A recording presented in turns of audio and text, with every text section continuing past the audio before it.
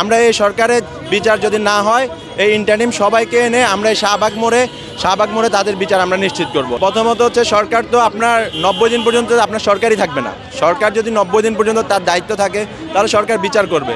90 দিন পর তো আমরা দেখবো যে নতুন সরকার গঠন হয়েছে, তখন এই সরকার তো দেখবো যে আমরা ওই যে ফ্যাসিস্ট সরকারের মতো দেশ ছেড়ে পালিয়েছে। আমরা এমন পালাতে দিব না।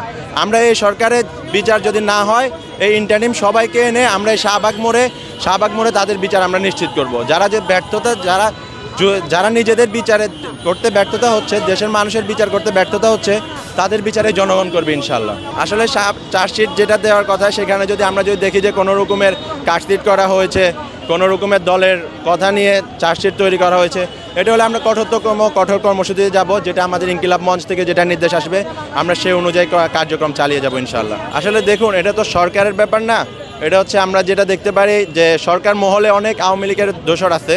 এটা পুরোপুরি সরকারকে দায় দেওয়া যায় না, এখানে অনেক দোসর আছে। যেমন ফেসিবাদী যে শক্তিটা, আমরা পুরোপুরি ফেসিবাদী শক্তিটাকে আমরা একদম নির্মূল করে দিতে পারি নাই। অনেকের কারণে, অনেকের হয়তো সিন্ডিকেট অথবা চাঁদাবাজির কারণে আমরা এটা পারি নাই। এখন হচ্ছে যে প্রশাসন যেটি পদক্ষেপ নিচ্ছে, অনেক জায়গায় অনেক থানায় আমরা দেখি যে জুলাই যোদ্ধাদের উপর সিন্ডিকেটের মামলা, চাঁদাবাজির মামলা, মিথ্যা মামলা দিয়ে তাদেরকে ফাঁসানো হচ্ছে।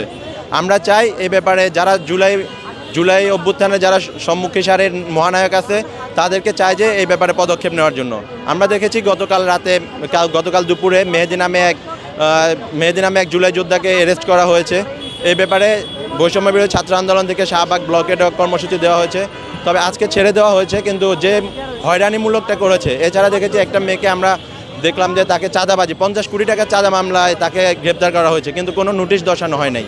আমরা চাই সে 50 টাকারই চাঁদাবাজি করুক, সে নোটিশ দর্শানো করে তাকে আপনি গ্রেপ্তার করুন। এছাড়া আমরা দেখি যে অনেক জায়গায় চাঁদাবাজি করতেছে, কিন্তু প্রশাসন মূলত লেগে আছে যে চাঁদাবাজি যারা করে না, জুলাই যোদ্ধাদের পিছনে তারা মিথ্যা মামলা দিয়ে আটকাতে চাচ্ছে। আমরা চাই সত্যিকারের চাঁদাবাজকে ধরুন, সত্যিকারের চাঁদাবাজের আপনি বিচার করুন। মিথ্যা মামলা কাউকে ফাঁসানোর, গণ অভ্যুত্থানের পর আপনি কাউকে মিথ্যা মামলা দিয়ে ফাঁসাতে পারবেন না।